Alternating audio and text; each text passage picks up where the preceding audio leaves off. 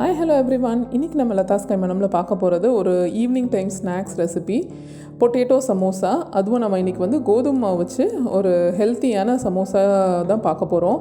ரொம்ப டேஸ்டியாக, ரொம்ப கிறிஸ்பியாக, கடையில் கிடைக்கிற மாதிரி ரொம்ப லாங்காக நம்ம அந்த கிறிஸ்ப்னஸ் எப்படி மெயின்டைன் பண்ணலாம் அப்படிங்கிற சின்ன சின்ன டிப்ஸோடு நான் இன்றைக்கி உங்களுக்கு பண்ணி காமிச்சிருக்கேன். ஃபஸ்ட்டு ஒரு பவுல் எடுத்துக்கலாம், மிக்சிங் பவுல். அதில் ஒரு 2 கப் அளவு கோதுமை மாவு நான் இன்றைக்கி எடுத்துக்கிறேன். ஒரு 3/4 கப் அளவுக்கு மைதா மாவு நீங்கள் வேணும்னா ஆட் பண்ணிக்கலாம், இல்லைன்னா ஒமிட் பண்ணிக்கலாம். உப்பு, தேவையான அளவு உப்பு. இது ஓமம், 1 டீஸ்பூன் அளவுக்கு ஓமமும், ஒரு 1/2 டீஸ்பூன் அளவுக்கு கருப்பு சீரகமும் நான் இப்போ ஆட் பண்ணியிருக்கேன். இந்த ஓமம், கருப்பு சீரகம் நல்ல ஒரு ஃப்ளேவர் கொடுக்கும் அதில் அவுட்டர் மாவுக்கு. இருந்தால் ஆட் பண்ணிக்கோங்க, இல்லை வேண்டான்னு ஒமிட் பண்ணிக்கலாம். இப்போ அதெல்லாம் நல்லா மிக்ஸ் பண்ணிவிட்டு எண்ணெய், ஒரு 3 டேபிள் ஸ்பூன் அளவுக்கு நம்ம எண்ணெய் இந்த ஸ்டேஜில் ஆட் பண்ணிக்கணும்.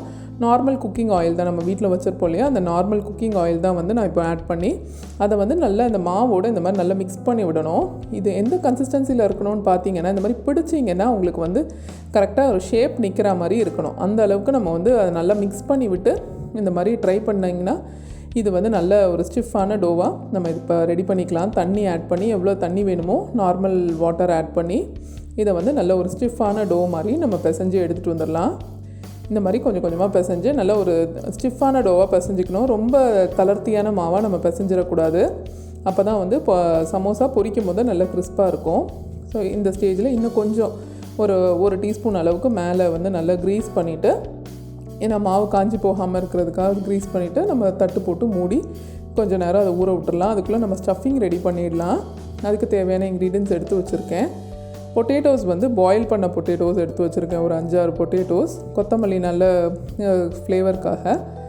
வெங்காயம் நல்ல பொடியாக கட் பண்ணது. கேரட், பீன்ஸ் இதெல்லாமே நல்ல பொடியாக கட் பண்ணியிருக்கேன். பட்டாணி பாயில் பண்ணி வச்சுருக்கேன். தக்காளி 1 சின்னதாக பொடியாக கட் பண்ணி இங்கே நான் எடுத்து வச்சுருக்கேன். ஒரு கடாய் ஹீட் பண்ணிக்கலாம். இந்த கடாயில் கொஞ்சம் எண்ணெய் ஆட் பண்ணிக்கலாம். நம்ம ஸ்டஃபிங் ரெடி பண்ணுறதுக்காக இப்போ சீரகம் தாளிச்சிக்கிறேன். ஒரு 1/2 டீஸ்பூன் சீரகமும் கருவேப்பிலையும் நம்ம போட்டு தாளிச்சிக்கலாம். தாளிச்சிட்டு பொடியாக கட் பண்ண வெங்காயம் நம்ம இப்போ ஆட் பண்ணிக்க போகிறோம். நல்ல பொடியாக கட் பண்ண வெங்காயம் ஆட் பண்ணி கொஞ்சம் ஒரு 3 to 4 மினிட்ஸ் நல்லா அது பிங்கிஷ் கலர் ஆகிற அளவுக்கு நம்ம வதக்கிக்கலாம். வெங்காயம் லைட்டாக வதங்கிட்டு இருக்க ஸ்டேஜில் நம்ம வெஜிடபிள்ஸும் ஆட் பண்ணிக்கலாம். பாயில் பண்ண பட்டாணி ஆட் பண்ணியிருக்கேன், அதை ஆட் பண்ணிவிட்டு கேரட், பீன்ஸ் அதையுமே நம்ம ஆட் பண்ணிக்கலாம். கேரட், பீன்ஸ் அப்படியே தான் நான் வெட்டி வச்சுருக்கேன், அதை நான் பாயில் பண்ணலை. பட்டாணியை மட்டும் லைட்டாக பாயில் பண்ணி ஆட் பண்ணியிருக்கேன். இதை நல்லா அந்த வெங்காயத்தோட நல்லா மிக்ஸ் பண்ணுற அளவுக்கு நல்லா வதக்கி கொடுக்கணும். ஒரு 3 to 4 மினிட்ஸ் நல்லா அது குக்கார அளவுக்கு நம்ம வதக்கணும். வதங்கினதுக்கப்புறமா ஒரு 2 டீஸ்பூன் அளவு மிளகாத்தூள், 2 டீஸ்பூன் அளவு மல்லித்தூள், ஒரு 1/4 டீஸ்பூன் அளவுக்கு மஞ்சத்தூள், அதுக்கப்புறமா ஒரு 2 டீஸ்பூன் அளவுக்கு கரம் மசாலா இதை ஆட் பண்ணி நல்லா மிக்ஸ் பண்ணிக்கலாம். நல்லா அந்த வெஜிடபிள்ஸோட மசாலாஸ் ஈவனாக மிக்ஸ் ஆகிற அளவு மிக்ஸ் பண்ணிவிட்டு ஒரு 1.5 டேபிள் ஸ்பூன் அளவுக்கு நான் இஞ்சி பூண்டு பேஸ்ட் இந்த ஸ்டேஜில் ஆட் பண்ணியிருக்கேன். நீங்கள் முதலே ஆட் பண்ணிங்கன்னா அதோடய ஃப்ளேவர் போயிடும். ஸோ அதனால தான் கொஞ்சம் கடைசியாக ஆட் பண்ணியிருக்கேன். இப்போ தக்காளி, அது ஒரு 2 மினிட்ஸ் வதக்குனதுக்கப்புறமா பொடியாக கட் பண்ண ஒரு தக்காளி ஆட் பண்ணி அதையும் ஒரு 2 to 3 மினிட்ஸ் நல்லா வதக்கி கொடுத்துடலாம். வெஜிடபிள்ஸ்லாம் நல்லா குக்காக இருக்கணும் இந்த ஸ்டேஜில். இப்போது இதுக்கு ஏற்ற மாதிரி, இந்த ஸ்டஃபிங்க்கு ஏற்ற மாதிரி நான் உப்பு ஆட் பண்ணிவிட்டு அதையும் நல்லா மிக்ஸ் பண்ணிடலாம். இந்த பிளேட்டில் நான் கொத்தமல்லி நல்லா பொடியாக ஃபைன் சாப் பண்ணி வச்சுருக்கேன். பொட்டேட்டோஸ் ஸ்மாஷ் பண்ணி எடுத்து வச்சுருக்கேன். தோலெல்லாம் எடுத்துகிட்டு நான் ஸ்மாஷ் பண்ணி எடுத்து வச்சுருக்கேன். இப்போ கொத்தமல்லி ஆட் பண்ணிடலாம். நம்ம எவ்வளோ கொத்தமல்லி ஸ்டஃபிங்க்கு ஆட் பண்ணுறோமோ அந்தளவு நல்ல ஃப்ளேவராக இருக்கும். நம்மளோட சமோசாவோட ஸ்டஃபிங் ரொம்ப நல்ல ஒரு ஃப்ளேவர் கிடைக்கும் உங்களுக்கு.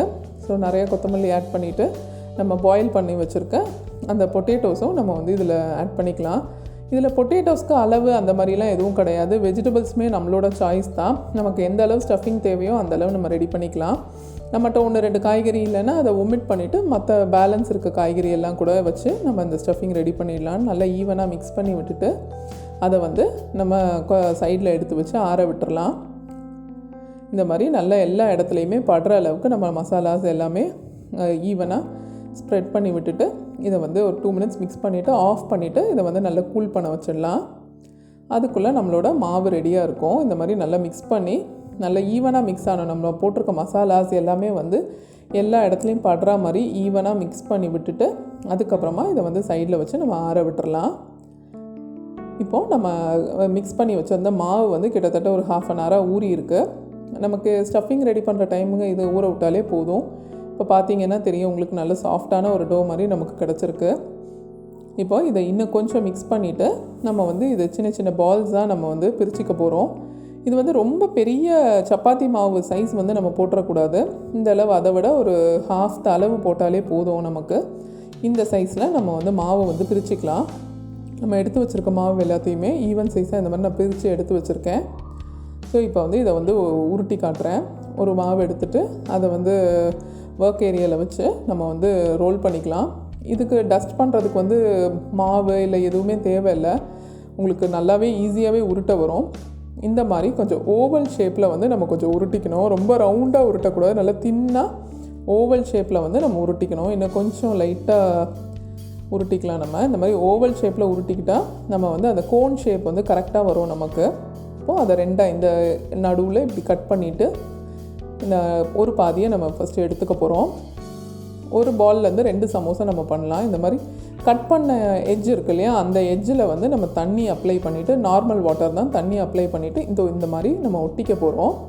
இந்த மாதிரி ஒட்டிட்டு இந்த கார்னரை மட்டும் சீல் பண்ணி விட்டுருங்க. ஏன்னா அது கேப் இருந்ததுன்னா ஆயில் உள்ளே ஏறிடும். ஸோ கார்னரை நல்லா சீல் பண்ணிவிட்டு இந்த மாதிரி ஸ்டிக் பண்ணிங்கன்னா நம்மளோட கோன் வந்து ரெடி ஆகிடும். எவ்வளோ ஈஸியாக இருக்குது பார்த்தீங்களா, டக்குன்னு பண்ணிடலாம் நம்ம.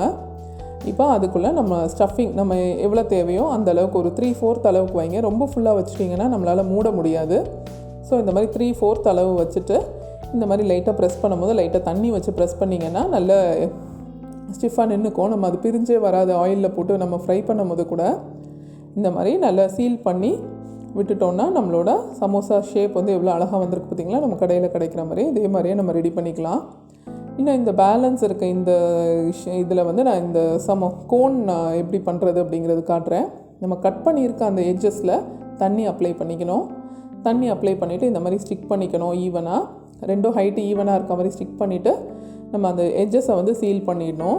எட்ஜஸ் சீல் பண்ணலன்னா ஆயில் உள்ளே ஏறிடும். ஸோ அது கொஞ்சம் கேர்ஃபுல்லாக பார்த்துக்கோங்க. ஸோ இப்படி பண்ணாலே நமக்கு கோன் ஷேப் வந்துருச்சு பார்த்திங்களா.